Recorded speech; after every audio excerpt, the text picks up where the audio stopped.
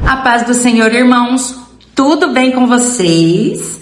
Voltei hoje para mais um degrau da nossa contagem do Homer. Chegamos ao 46º dia e o atributo de hoje é Netzah, Sheb, Malchut, que quer dizer tolerância na nobreza. E o versículo que nós vamos deixar para meditação quanto a este atributo hoje está lá em Isaías 32:9, que diz assim: mas o nobre projeta coisas nobres, e na sua nobreza perseverará. Amém? Glória a Deus. E antes de continuarmos, vamos fazer a nossa oração? Feche os seus olhos e ore assim, juntamente comigo. Bendito sejas tu, Adonai, nosso Deus, soberano do universo, que nos santificou com os seus mandamentos e nos ordenou a contagem do Homer. Amém, amém e amém. O nosso atributo de hoje, nós podemos dar como subtítulo a seguinte frase: tributo à majestade do Espírito. Malchut, aqui neste atributo de hoje, é o estágio final da manifestação. Refere-se à nossa capacidade de agir no mundo, de liderar e de possuir uma presença digna. É o senso de soberania pessoal. Netzah representa a persistência, a resistência, a ambição e a capacidade de superar obstáculos para que algo dure para sempre. O atributo de hoje nos chama para observarmos o orgulho que ainda temos dentro de nós. Lá em João 2:20, os judeus dizem a Jesus: em 46 anos foi edificado este templo, e tu o levantarás em 3 dias? 46 anos aqui revela aquilo que o orgulho humano valoriza. Mas Deus pode derrubar e em 3 dias levantar com glória.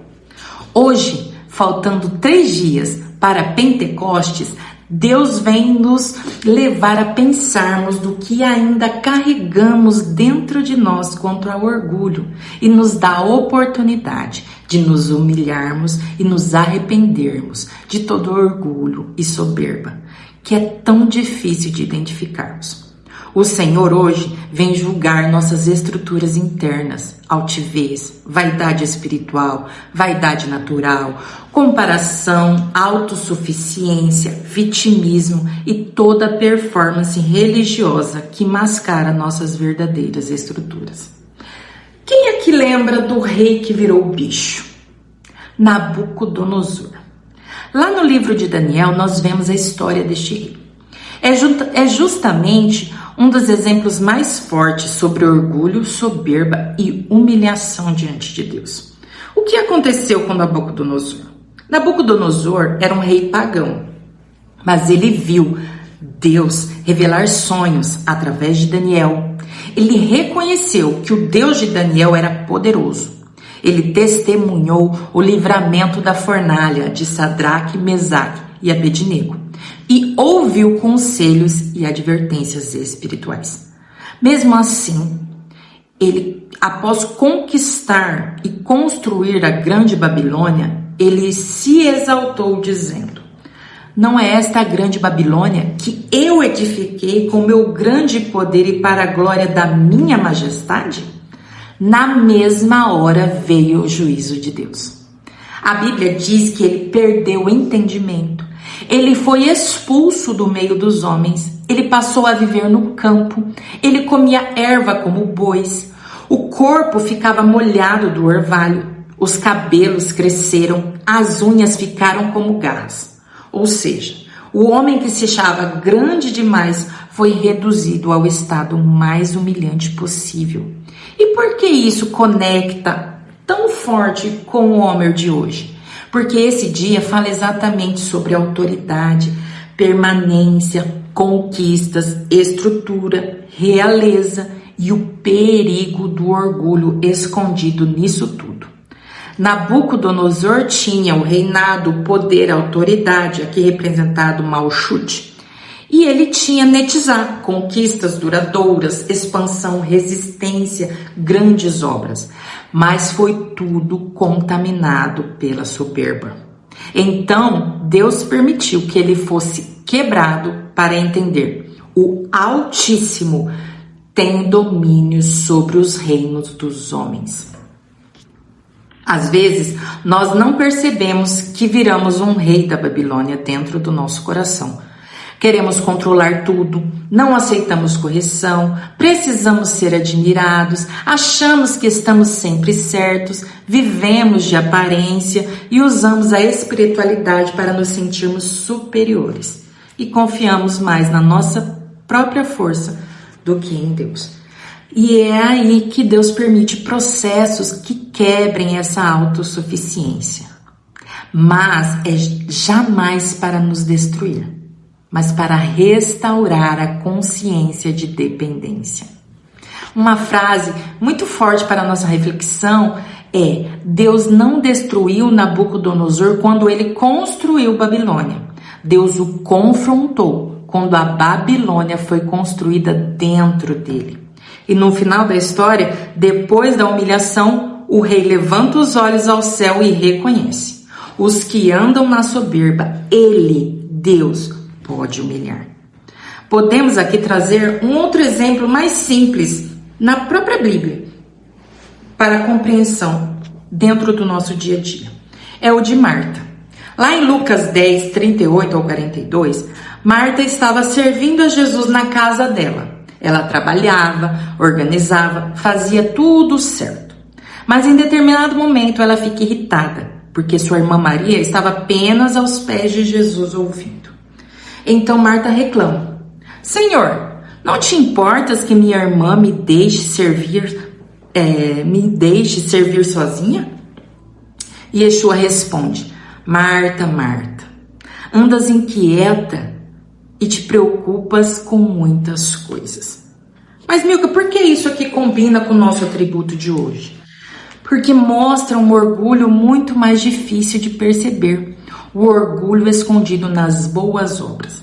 Marta não estava em pecado aparente, ela estava servindo, mas o coração dela já estava comparando, cobrando reconhecimento, ressentido, tentando controlar, achando que fazia mais que os outros. Isso é muito profundo para Malchut dentro de Netizá. O Netizá, que é o esforço, a persistência, o fazer acontecer. E Malchut, a necessidade de validação, posição e reconhecimento.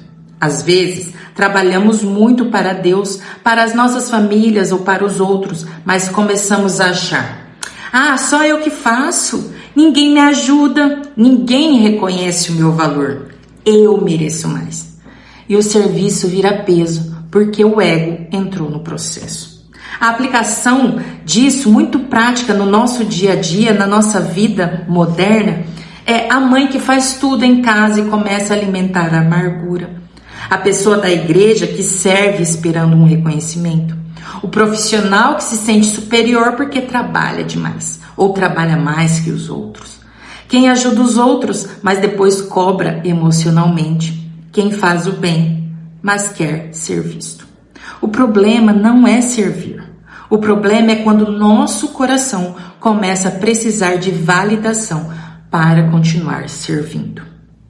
O orgulho mais perigoso não é apenas o que aparece na arrogância. É o que se esconde atrás do eu faço tudo. E Jesus não humilhou Marta. Ele a convidou a voltar ao essencial, que é presença, humildade e sinceridade de coração.